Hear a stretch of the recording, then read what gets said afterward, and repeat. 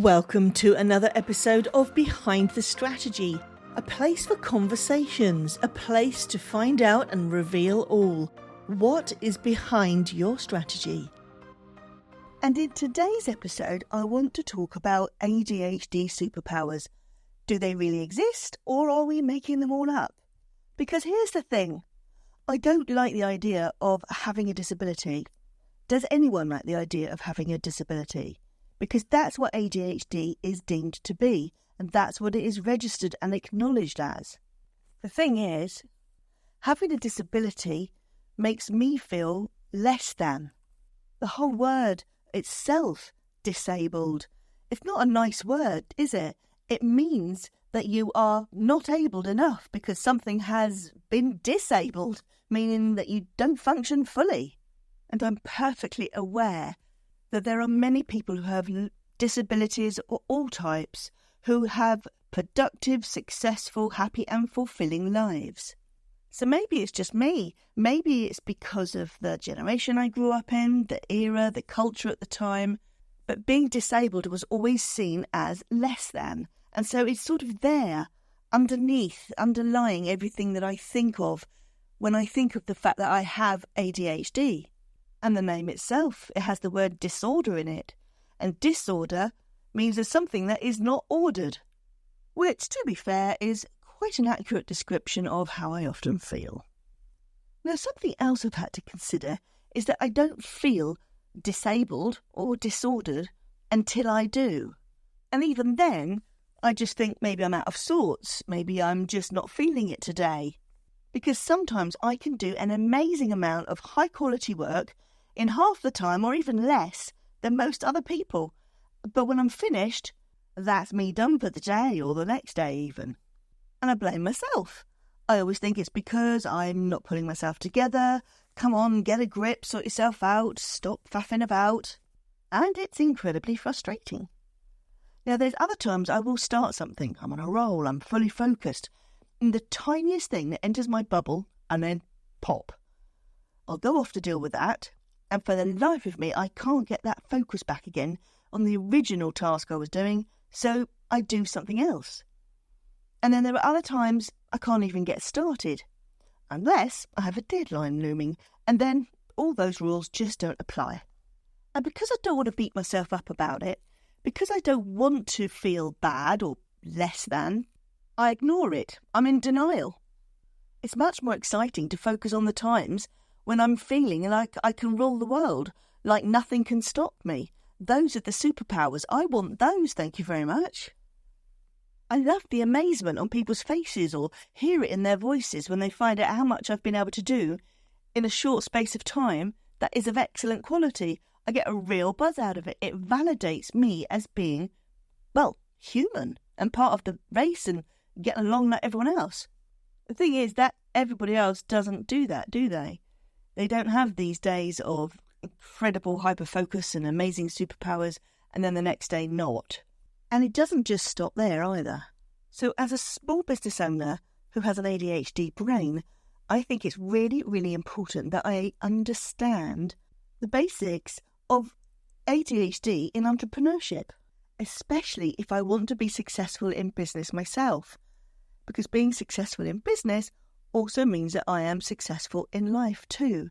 The two are so intertwined because I can't always separate life from business and business from life because I absolutely love what I do. To understand the brain of an ADHD a little bit more, we can establish that it's a neurodevelopmental disorder which affects focus, our impulsivity, our energy levels, our emotional control, how we organise things, our planning, time, of course, task initiation and the working memory, which all come under executive functions. And if they're not working properly, it means we have an executive dysfunction. And when all of those go wrong, sometimes all at the same time, that's when we really do know that we have ADHD. And that is the time when I realise and recognise I do have a disability. It's not me. I'm not going mad. I'm not lazy. I'm not putting things off. I actually have a brain which works differently, and the problems I'm facing and the challenges I'm having because I'm not fully understanding it and I'm not willing to learn as much as I could do. So all of that stops right now. I want to find out as much as possible so that I can actually get the best out of my brain. And one of the things I did find out, and which you can see everywhere, there is a higher percentage of entrepreneurs who are thought to have ADHD compared to the general population. Now, I reckon this is because the nature of entrepreneurship and business ownership itself, especially for those of us with ADHD, it means that we get more flexibility and we have the ability and the opportunity to pursue the things that we're really passionate about. Combined, of course, with the amount of struggles that most of us have had working for somebody else. Now, if I had to pin down 3 superpowers, what could be my ADHD superpowers? What are they? And how do they benefit me or not? And so the 3 that I would pick are hyperfocus, creativity and innovation, and resilience and adaptability, which is actually 5, isn't it? So we're going to go with hyperfocus, creativity, and resilience. And I'm going to start with hyperfocus because that is what I absolutely love about having ADHD. It gives me the ability to really become so deeply engrossed in a task, especially something that I find really stimulating or really exciting or very, very interesting. And I get such a high level of productivity and I can learn so much and achieve so much in a relatively short space of time. So on one hand, we can count this as a really big benefit to having it, especially in business. Perhaps not so much in the housework because I can always find something more interesting than that to do. The thing is, all good things quite often have a double-edged sword. And hyperfocus certainly does have, because when I'm in hyperfocus mode, it sometimes means I neglect other aspects of what's going on in my life. The simple things like remembering to eat something, getting a drink of water, using the bathroom, let alone taking exercise and keeping up with relationships and anything else that would interrupt me that just needs to be done in a day-to-day running of life or business. And woe betide any interruptions, it makes me so grumpy. It's almost like there's a panic that sets in, like I've got to get this done before I can't get this done. And the thing is, in one day, if I don't eat properly or don't get any exercise, it does mean that that night I probably won't sleep well. Now, if we do that as a one-off, maybe that doesn't have much of an impact, but doing it on a regular basis, that is definitely going to impact my cognitive functions and the executive functions, which are already disordered. And long-term, that can lead to quite a lot of burnout, and literally for days you end up in a paralysis of not being able to do anything at all. So having any form of sustainability in running a business can be quite challenging, let alone in just keeping up with daily activities that we need to live.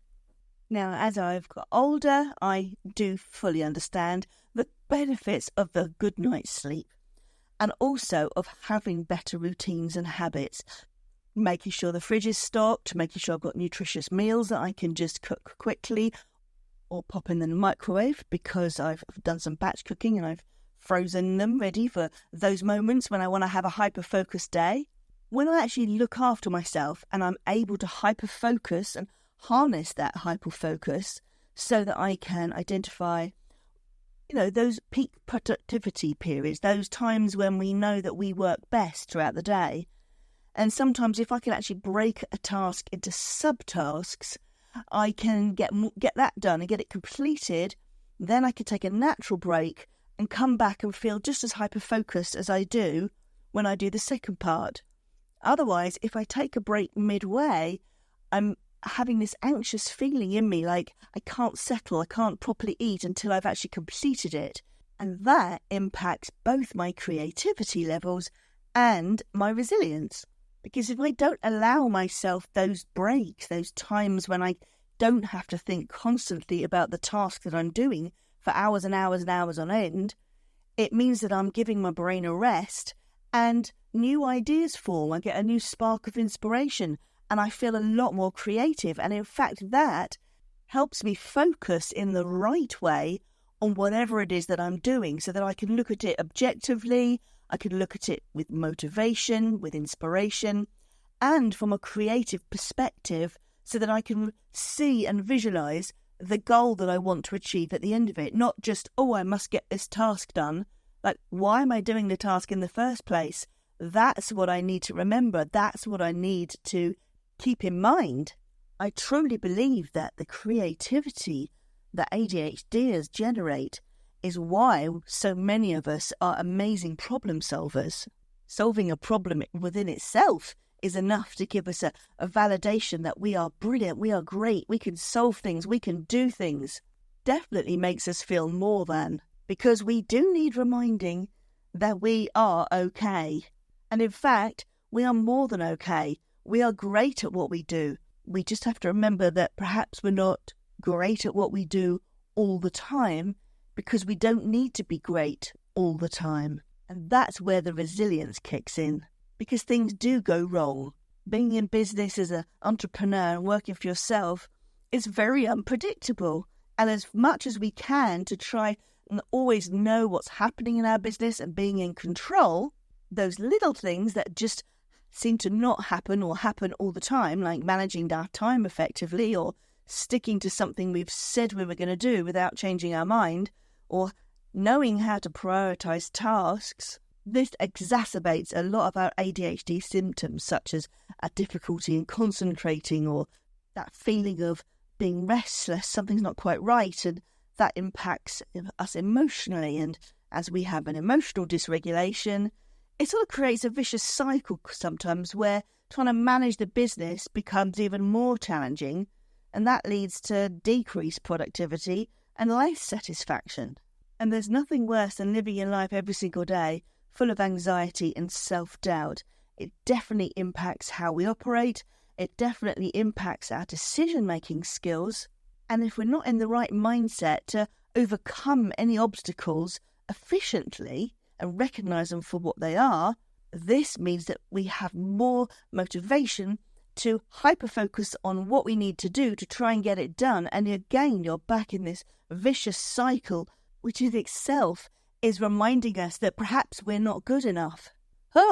So I guess if we are to understand how ADHD impacts us as business owners and entrepreneurs, it's important to know that we do have superpowers. If they make us feel super, then that's a great power to have, as long as we nurture them and ourselves equally, so they don't become that double-edged sword and cause us more problems and challenges that weren't there to start with. For me, the two mitigation strategies that I use are practicing self-awareness and utilising external strategies.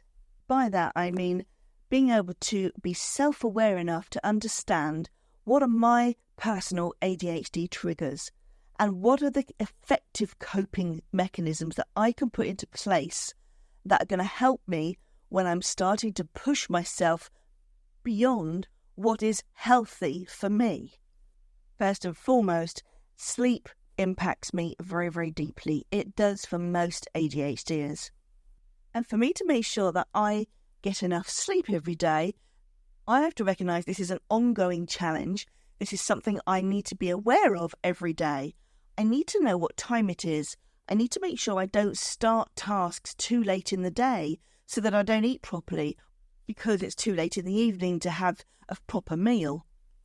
And working too late in the evening, even though I feel quite awake and alert and on task, it actually does impact my sleep because the type of work I do, the very nature of it, means that I'm looking at screens. And that means my brain is continually being stimulated and will take longer to wind down, which is why I sometimes won't fall asleep until the early hours of the morning, simply because I didn't stop work and I didn't give myself a chance to wind down properly and let the day go. It's about giving yourself permission to stop and that it's okay. Because think of it this way. If you work 7 days a week all day, you're going to end up at some point in a few months with burnout, regardless of whether or not you have ADHD. So it's perfectly natural to assume that if you do have ADHD, the odds are you're going to perhaps burn out a bit quicker. Or at the very least, lose days where you can't do anything. So whilst your mind is active, thinking about all those things that you should be doing and that you want to do, you might look back and not really remember those days very much, and you just think you've been working non-stop, because having a burnout or having a day of paralysis, it's not proper time out. It's not downtime. It's not stepping away from the business to allow creativity to flood in, to allow all those new ideas and sparks of problem solving to kick in. Identifying through the day when you need a break, setting an alarm. I do that. I make sure that I have an alarm on my watch. Every hour it goes off, just reminds me to stand up, even if I just move about a bit. It's hard at first, I won't lie, but getting into the habit of doing it, as soon as I feel it buzz on my wrist, I'm consciously aware that I need to stop what I'm doing, even if it's just for 30 seconds, to just stand up and get myself a drink of water. Because that, to me, is been the only way that I can make sure I do it. I know I have to stay hydrated, and I know that I have to sleep properly, and I know that even if I just get up for just 1 minute, go and get a glass of water, keep myself rehydrated, that has a really positive impact on me, because I don't have to stop thinking about what I'm doing, but I am physically walking away from my desk, I am walking downstairs, I'm turning the tap on, I'm getting a drink of water, and then I'm drinking some, and then refilling the glass and walking back up the stairs. And if I can do that every single hour, I don't feel like I'm breaking the hyperfocus, but I am actually making big steps towards keeping myself healthy. And by default, I became more aware of the time.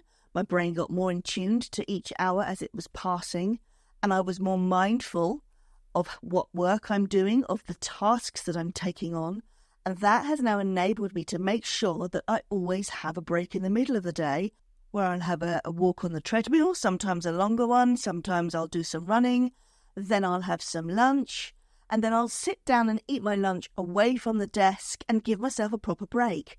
And what that means is that because I know that that is happening every day, I've been sticking to it, and it just took the small moves to get that into practice. And now I am so mindful of how long I give myself to complete tasks, because if I give myself 2 hours, I will complete it.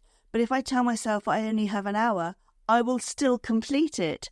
And that's an important part of being self-aware and understanding how my ADHD works. I know I am at risk of burnout. I know that setting realistic goals, even if they're just by the hour, makes a huge difference on my productivity. And because I'm achieving more, I don't have the anxiety and self-doubt at the end of the day, which impacts my sleep. And so each morning, most mornings, I get up knowing I have superpowers that I can go off and rule the world with until I can't. And on those days, I will use external structures. And by that, quite often it just means phoning someone up, giving someone a call who understands me and my brain, just so that they can give me some support, some guidance, help me keep on track. Whatever it is, maybe it's just 10 minutes, just having a conversation with somebody, just to break the pattern and just to help keep me focused. Because one thing there is about us ADHDers, we are inspired by people. We don't always want to be around people, but when we are, and we're having good conversations, this inspires us and it motivates us, and that can also lead to more creativity. And then we're back at the hyper-focus thing again, aren't we? As we want to then fulfill all those tasks that the creativity has suddenly decided we need to do. So I'm going to go with the fact that we do have ADHD superpowers, and that's just the way it is. The most important thing is, though, that whatever your superpower is, make sure you look after it, because then those superpowers are going to look after you, which I know does sound a little bit cheesy, but it's true. Thank you so much for listening to this episode of Behind the Strategy. I hope you enjoy listening to the next one. Please subscribe so you get notified of when that's published. And if you'd like to find out more, please pop over to thestrategysuccesslab.com. And please do share this with anyone who you think might need this today.